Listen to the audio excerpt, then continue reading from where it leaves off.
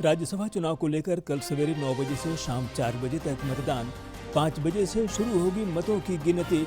2 सीटों के लिए 3 उम्मीदवारों की मौजूदगी से चुनाव रोचक।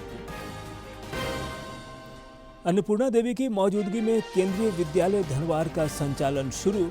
रांची रिनपास में स्वास्थ्य मंत्री इरफान अंसारी ने अत्याधुनिक DTMH मशीन का किया उद्घाटन। राजधानी के RSS कार्यालय पर हमला मामले की जांच तेज, NIA ने घटनास्थल का लिया जायजा। FSL टीम ने भी इकट्ठे किए नमूने।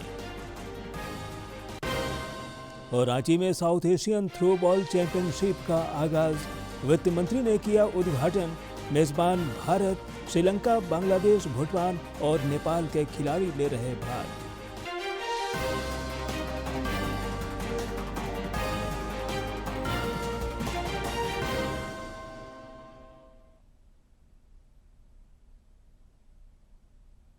नमस्कार, खबरें झारखंड में आपका स्वागत है।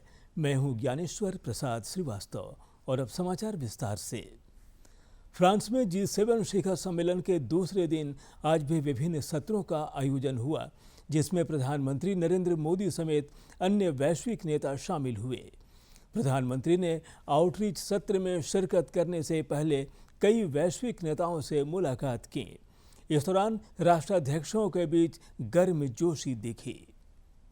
की शुरुआत से पहले प्रधानमंत्री नरेंद्र मोदी की मुलाकात सभी राष्ट्राध्यक्षों से। इस समय आप देख रहे हैं इटली के प्रधानमंत्री जॉर्जिया मेलोनी से मुलाकात प्रधानमंत्री नरेंद्र मोदी की। समावेशी और न्यायसंगत वैश्विक आर्थिक व्यवस्था के पक्षधर के रूप में प्रधानमंत्री मोदी की उपस्थिति को इस सम्मेलन में विशेष महत्व दिया जा रहा है।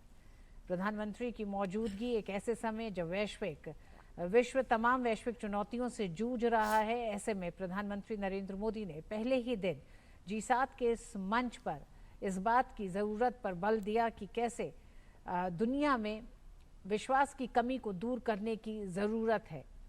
संसाधनों की कमी नहीं है, लेकिन साझेदारों में विश्वास को और मजबूत करने की ज़रूरत है, इस पर बल दिया। और इसी सिलसिले में आज दूसरा दिन बेहद अहम, सभी के लिए संतुलित, साझा और सतत विकास को बढ़ावा देने से संबंधित विषय पर इस वर्किंग सेशन में इस समय बातचीत जारी है।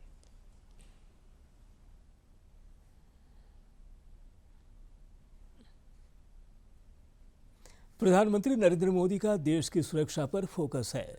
उन्होंने आज एक सोशल मीडिया पोस्ट में इस दिशा में देश की 12 वर्षों की उपलब्धियां गिनाई। श्री मोदी ने कहा कि भारत ने हवा, जमीन और समुद्र में अपनी रक्षा क्षमताओं को मजबूत किया है। प्रधानमंत्री ने कहा कि देश ने स्वदेशी तकनीकों को उन्नत किया है और आत्मनिर्भरता तथा राष्ट्रीय सुरक्षा के लिए एक मजबूत आधार तैयार किया है।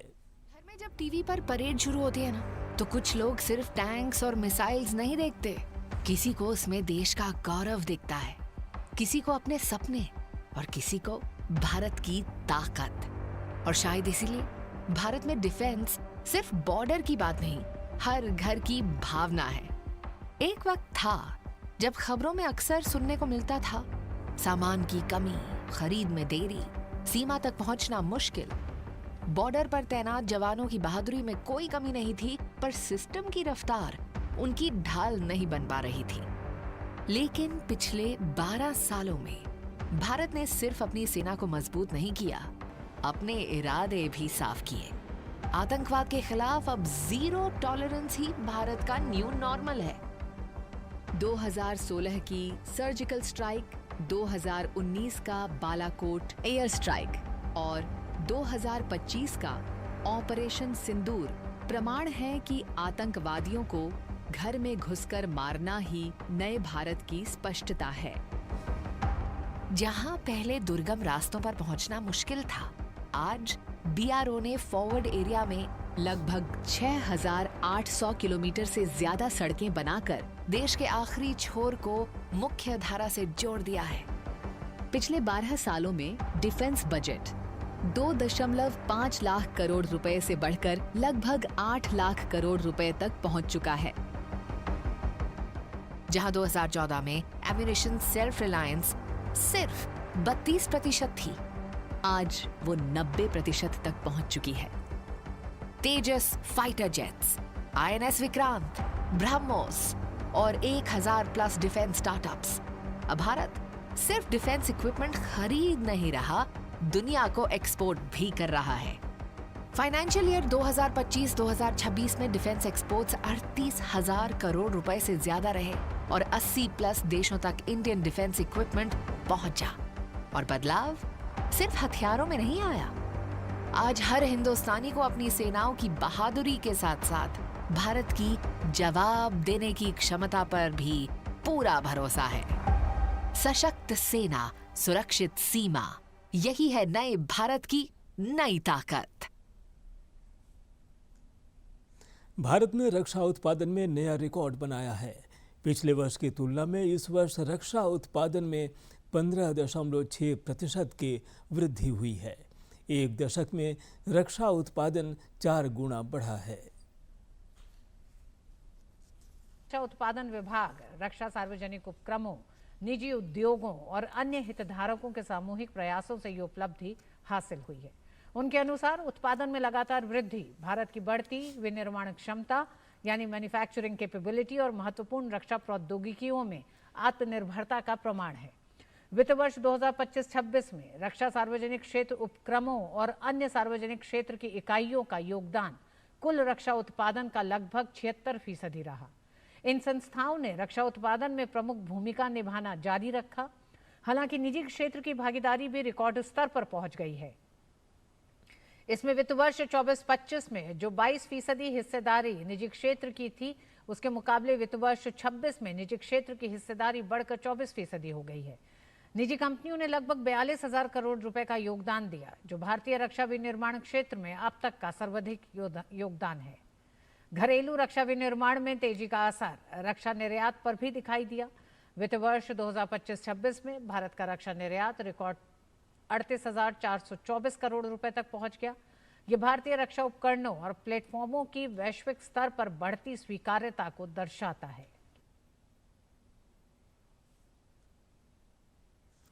केंद्र सरकार की उपलब्धियों को जन जन तक पहुंचाने के लिए राज्य में कई कार्यक्रम आयोजित किए जा रहे हैं।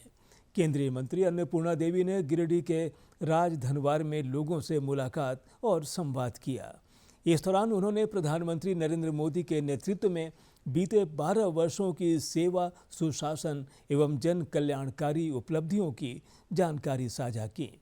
केंद्रीय मंत्री ने आत्मनिर्भर भारत, डिजिटल क्रांति और गरीब कल्याण समेत अन्य संकल्पों को दोहराया।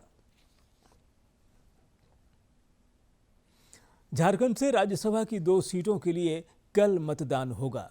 भारत निर्वाचन आयोग द्वारा निर्धारित कार्यक्रम के अनुसार सवेरे 9 बजे से शाम 4 बजे तक विधायक वोट डाल सकेंगे। शाम 5 बजे से मतों की गणना होगी। राज्यसभा चुनाव के मतदान को लेकर विधानसभा में सभी तैयारियां पूरी कर ली गई हैं। निष्पक्ष और पारदर्शी चुनाव पर आयोग का फोकस है।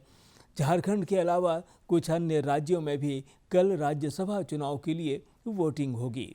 झारखंड से राज्यसभा की 2 सीटों के लिए 3 उम्मीदवार झामुमो के वैद्यनाथ राम, कांग्रेस के प्रणव झा और एनडीए समर्थित निर्दलीय परिमल नाथ वाणी चुनावी मैदान में है। इधर राज्यसभा चुनाव के मद्देनजर एनडीए और इंडी गठबंधन बेहतर रणनीति के साथ चुनावी रण क्षेत्र में उतरने को तैयार हैं।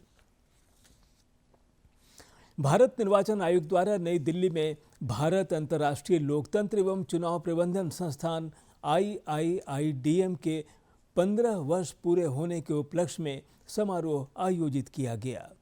इस दौरान मुख्य चुनाव आयुक्त ज्ञानेश कुमार ने निर्वाचन प्रशिक्षण सामग्रियों को पेडोलॉजी के अनुरूप तैयार करने एवं iGOT प्लेटफॉर्म पर ई-लर्निंग मटेरियल तैयार करने के लिए झारखंड के मुख्य निर्वाचन पदाधिकारी कार्यालय के स्टेट ट्रेनिंग नोडल पदाधिकारी देवदास दत्ता को सम्मानित किया। गौरतलब है कि श्री दत्ता 2019 और 2024 के लोकसभा तथा विधानसभा चुनावों में देश के विभिन्न राज्यों एवं राष्ट्रीय स्तर के प्रशिक्षणों में भी नेशनल लेवल मास्टर ट्रेनर के रूप में अपनी सेवाएं दे चुके हैं। केंद्रीय मंत्री सह सांसद अन्नपूर्णा देवी ने आज गिरिडीह स्थित धनवार केंद्रीय विद्यालय के संचालन का शुभारंभ किया। वे नए विद्यार्थियों के स्वागत समारोह में भी शामिल हुईं और विद्यार्थियों, शिक्षकों तथा अभिभावकों को बधाई और शुभकामनाएं दी। केंद्रीय मंत्री ने भरोसा जताया कि अब विद्यार्थियों को अपने घर के निकट ही केंद्रीय विद्यालय में गुणवत्तापूर्ण एवं आधुनिक शिक्षा प्राप्त करने का अवसर मिलेगा। यह केवल एक शैक्षणिक संस्थान का शुभारंभ नहीं, बल्कि क्षेत्र के विद्यार्थियों के उज्जवल भविष्य की दिशा में एक महत्वपूर्ण कदम है। अन्य क्षेत्रों को कैसे बेहतर बनाया जा सके, लोगों को, हमारे जो बच्चे हैं सुदूरवर्ती क्षेत्र के, उनको एक अच्छा अवसर मिल सके और इस विद्यालय के माध्यम से केंद्रीय विद्यालय यानी कि कई मानकों में बहुत ही अव्वल होते हैं और जो माननीय प्रधानमंत्री जी का लक्ष्य विकसित भारत का राष्ट्रीय शिक्षा नीति के अंतर्गत विद्यालयों में अच्छी शिक्षा हो, गुणवत्तायुक्त शिक्षा हो और बच्चों को अच्छा एक माहौल मिल सके, किताबी शिक्षा के साथ साथ व्यवहारिक ज्ञान भी उसे मिल सके। और आज मुझे खुशी है कि इस विद्यालय के माध्यम से हमारे सुदूरवर्ती क्षेत्र के बच्चों को अच्छी शिक्षा मिलेगी। रांची के कांके स्थित रिनपास में अब मरीजों को विश्व स्तरीय इलाज की सुविधा मिलेगी। स्वास्थ्य मंत्री डॉक्टर इरफान अंसारी ने आज रिनपास में अत्याधुनिक DTMS सेंटर का उद्घाटन किया।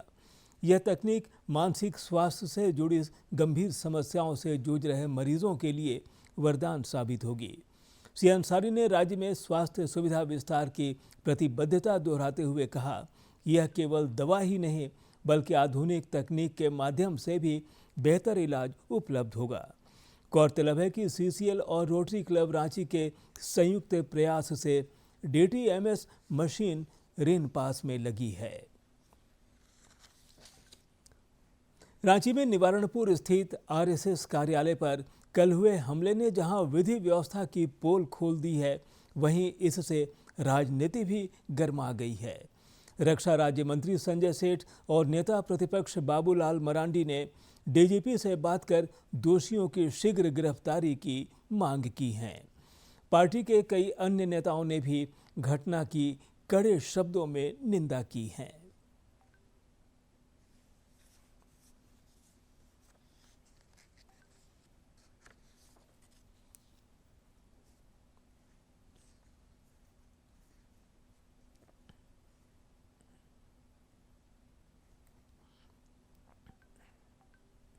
लोगों ने इस प्रकार की दुस्साहस किया है, उसको पकड़े। और दूसरा कि इस क्षेत्र में पुलिस पिकेट हो या किस प्रकार की व्यवस्था हो सके ताकि फिर आइंदे इस प्रकार की घटना की पुनरावृत्ति नहीं हो। पूर्व मुख्यमंत्री रघुवर दास ने इस हमले की कड़े शब्दों में निंदा की है। श्री दास ने मामले का उद्भेदन के लिए SIT के गठन की मांग की। मैं सरकार से और मैंने तुरंत अभी DGP से बात की है कि अविलंब SIT गठन करके अविलंब जिहादी मानसिकता के जो अभियुक्त हैं उनको अविलंब कड़ी से कड़ी कार्रवाई की जाए। पार्टी के पूर्व प्रदेश अध्यक्ष दीपक प्रकाश ने इस घटना पर राज्य सरकार को आड़े हाथों लिया है। उन्होंने इस हमले को राष्ट्र विरोधी तत्वों की साजिश करार दिया। यहाँ की शासन व्यवस्था को चुनौती देने वाला है। यहाँ की राज्य की शासन व्यवस्था, हेमंत सोरेन की सरकार निकम्मी सरकार है और निकम्मी सरकार से अपेक्षा करना मूर्खता है। इधर मामले की जांच के सिलसिले में रांची के वरीय पुलिस अधीक्षक राकेश रंजन घटना स्थल पर पहुंचे। उन्होंने बताया कि अनुसंधान के लिए कई टीमें एक साथ काम कर रही हैं, जो जल्द ही मामले का खुलासा करेगी। इस केस में हम लोगों ने काफ़ी गंभीरता से लिया है इस केस को और लगातार हमारी बहुत सारी टीमें जो हैं वो इस केस पर वर्क कर रही हैं। कुछ हमें लीड्स मिले हैं, उन लीड्स पर भी हमारा काम जो है वो चल रहा है। हमें उम्मीद है कि बहुत जल्दी इस कांड का हम लोग पूर्ण तरीके से उद्भेदन कर लेंगे। राजधानी रांची की विधि व्यवस्था सवालों के घेरे में है। राजधानी के बीचों बीच ऐसी घटनाएं पुलिस के लिए बड़ी चुनौती है, जहां अपराधी बेखौफ घटना को अंजाम देकर फरार हो जा रहे हैं। रांची से कर्मवीर की रिपोर्ट। RSS कार्यालय पर बम से हमले का एक ताज़ा CCTV वीडियो सामने आया है। इसमें दिखाई पड़ रहा है कि रात के समय परिसर में कोई ज्वलनशील पदार्थ फेंका गया, जिसके बाद आग लग गई।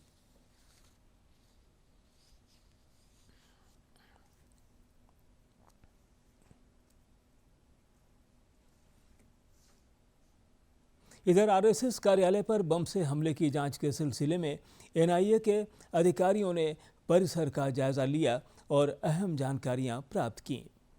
एफएसएल की टीम भी पहुंची और घटनास्थल से नमूने इकट्ठे किए। बम स्क्वाड की टीम ने भी परिसर का निरीक्षण किया। इधर दोषियों की धरपकड़ के लिए पुलिस प्रयासरत है। अंतर्राष्ट्रीय योग दिवस के अब मात्र 3 दिन शेष हैं। 21 जून को देश दुनिया में योग दिवस पर कई कार्यक्रमों का आयोजन होगा। प्रधानमंत्री नरेंद्र मोदी के नेतृत्व में कोलकाता में मुख्य कार्यक्रम आयोजित होगा। इधर योग दिवस को लेकर रांची विश्वविद्यालय में विद्यार्थियों को योग, आसन और प्राणायाम का प्रशिक्षण दिया जा रहा है।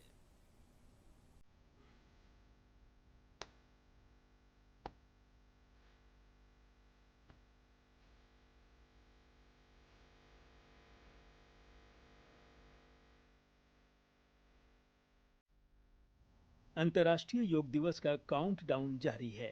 रांची विश्वविद्यालय के योग विभाग में योग शिक्षिका डॉक्टर संतोषी विद्यार्थियों को योग, आसन और प्राणायाम का प्रशिक्षण दे रही है। उन्होंने अहमदाबाद में आयोजित प्रथम विश्व योगासन चैंपियनशिप में भी बड़ी भूमिका निभाई है। आज सभी लोग जो भी शारीरिक रूप से, मानसिक रूप से त्रस्त थे, जो भी हमारे जीवन शैली से संबंधित बीमारियां थी, उसको आसन, प्राणायाम या ध्यान करके उसको कई हद तक दूर रखने का प्रयास कर रहे हैं। योग विभाग में अध्ययनरत विद्यार्थियों को ध्यान, आसन, प्राणायाम और व्यायाम का प्रशिक्षण दिया जा रहा है। प्रशिक्षण प्राप्त कर रहे कविराज कुमार बैठा ने बताया कि योग के जरिए शारीरिक और मानसिक विकास दूर होते हैं, साथ ही आध्यात्म में रुचि बढ़ती है। हम लोग स्वस्थ रहने के लिए शारीरिक, मानसिक, आध्यात्मिक, ये तीनों तरह से हम लोग स्वस्थ रहते हैं। वहीं विभागाध्यक्ष डॉक्टर आशीष कुमार झा ने बताया कि प्रधानमंत्री नरेंद्र मोदी के आह्वान के बाद वैश्विक स्तर पर लोगों ने योग को दिनचर्या में शामिल किया है। इससे कई तरह के शारीरिक विकार दूर हो रहे हैं, दवाइयों का सेवन कम हो रहा है और भारतवर्ष का गौरव बढ़ा है। योग से भी बहुत सारे रोग जो है ये मुक्त हो जाएंगे, जिससे हमको मेडिसिन लेने की या चिकित्सा में जाने की ज़रूरत ना पड़ेगी। तो ये बड़ा एक अच्छा प्रयास है और पूरे विश्व में इससे हम लोगों की ख्याति बढ़ी है, भारतवर्ष का जो है गौरव बढ़ा है। योग न केवल शारीरिक और मानसिक स्वास्थ्य को सुदृढ़ बनाता है, बल्कि आत्म अनुशासन एवं सकारात्मक जीवन दृष्टि विकसित करने में भी महत्वपूर्ण भूमिका निभाता है। रांची से सहयोगी विकास कुमार के साथ प्रणय प्रबोध की रिपोर्ट।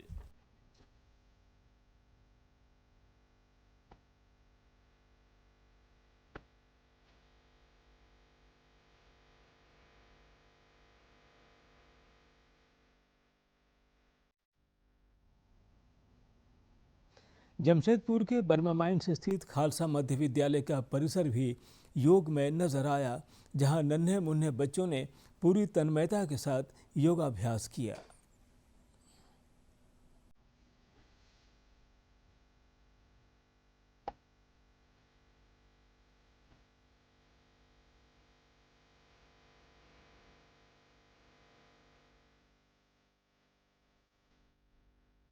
जमशेदपुर के बर्मा माइंस स्थित खालसा मध्य विद्यालय का परिसर आज सुबह योग में नजर आया, जहां नन्हे मुन्ने बच्चों ने पूरी तन्मयता के साथ योगाभ्यास किया। इस शिविर में बच्चों को संबोधित करते हुए पतंजलि योग समिति के जिला प्रभारी सह योग गुरु नरेंद्र कुमार ने कहा कि उनके लिए योग केवल किसी एक दिन का उत्सव नहीं है, बल्कि वे लोग साल के पूरे 365 दिन को योग दिवस के रूप में मनाते हैं। हम सालों भर 365 दिन योग दिवस ही मनाते हैं और लोगों में योग के प्रति जागरूकता और लोग योग को अपनाकर अपना जीवन को कैसे संवारें, अपने जीवन जीने की कला कैसे सीखें, इसके लिए हम लोग सालों भर कार्य करते हैं। विद्यालय स्तर पर बच्चों के मानसिक और शारीरिक स्वास्थ्य को प्राथमिकता देने के प्रयासों की सराहना करते हुए खालसा मध्य विद्यालय के प्रधानाध्यापक संजय कुमार सिंह ने बताया कि उनके संसाधन में पहली से लेकर 8वीं कक्षा तक के बच्चों को गुणवत्तापूर्ण शिक्षा दी जाती है। मेरे यहाँ पहली से लेकर 8वीं तक की कक्षा की पढ़ाई होती है। क्लास में हमेशा फिजिकल एक्टिविटी के तहत योग का आयोजन किया जाता है। अभी 21 जून को अंतर्राष्ट्रीय योग दिवस के उपलक्ष्य में योग शिक्षकों के द्वारा योग दिवस की पूर्वांग तैयारी की जा रही है। बड़ों और शिक्षकों के साथ साथ अब स्कूल के छोटे बच्चे भी योग के फायदों को बेहद परिपक्वता के साथ समझने लगे हैं। योग शिविर में शामिल हुए 8वीं कक्षा के छात्र प्रिंस सिंह और 6ठी कक्षा की छात्रा रूपा कुमारी ने अपने सरल और प्रेरणादायक अनुभव साझा किए। योग करने से हम स्वस्थ रहते हैं और हमें पढ़ने में भी मन लगता है। हमें प्रतिदिन योग करना चाहिए। मतलब योग करने से हम लोग का मन एकाग्र होता है, हमें पढ़ने में मन लगता है। स्कूली बच्चों के चेहरे की यह मुस्कान और योग के प्रति उनका यह आकर्षण यह साफ बताता है कि जमशेदपुर की नई पीढ़ी अब सेहत और सकारात्मक जीवन शैली को लेकर बेहद जागरूक हो रही है। यह अलग निश्चित रूप से आने वाले समय में एक स्वस्थ और मजबूत राष्ट्र की नींव रखेगी। जमशेदपुर से डॉक्टर राजेश लाल दास की रिपोर्ट।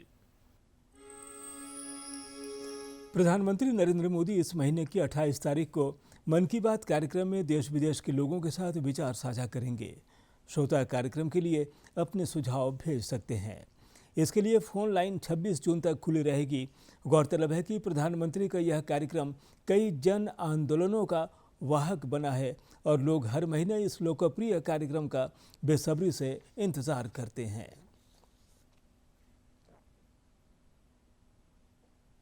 रांची में साउथ एशियन थ्रोबॉल चैंपियनशिप का आज से आगाज हुआ।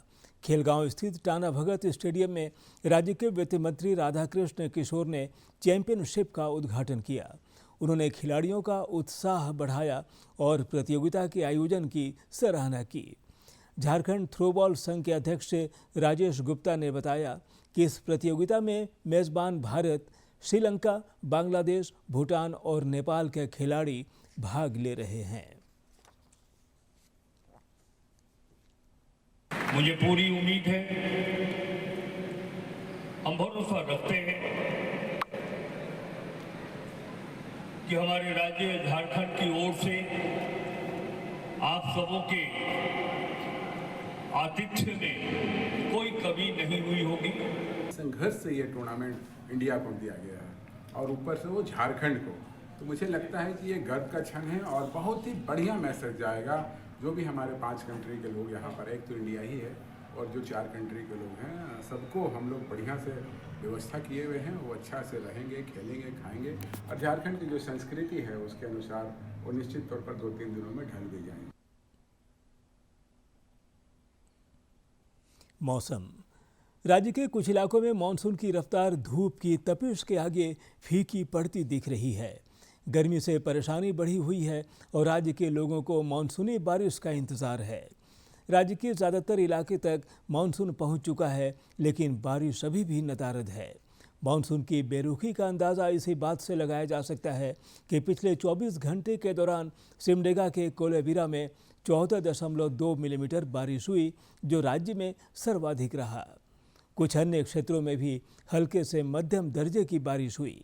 इस अवधि में डाल्टनगंज में अधिकतम तापमान 42.4 डिग्री सेल्सियस रिकॉर्ड किया गया। मौसम विज्ञान के पूर्वानुमान के अनुसार अगले 4 से 5 दिनों के दौरान मानसून राज्य के कुछ अन्य जिलों में भी प्रवेश कर सकता है। 23 जून तक बारिश, आंधी और वज्रपात की संभावना है। आने वाले दिनों में तापमान में थोड़ी गिरावट हो सकती है। तो ये थे अब तक के समाचार, लेकिन जाने से पहले मुख्य समाचार एक बार फिर।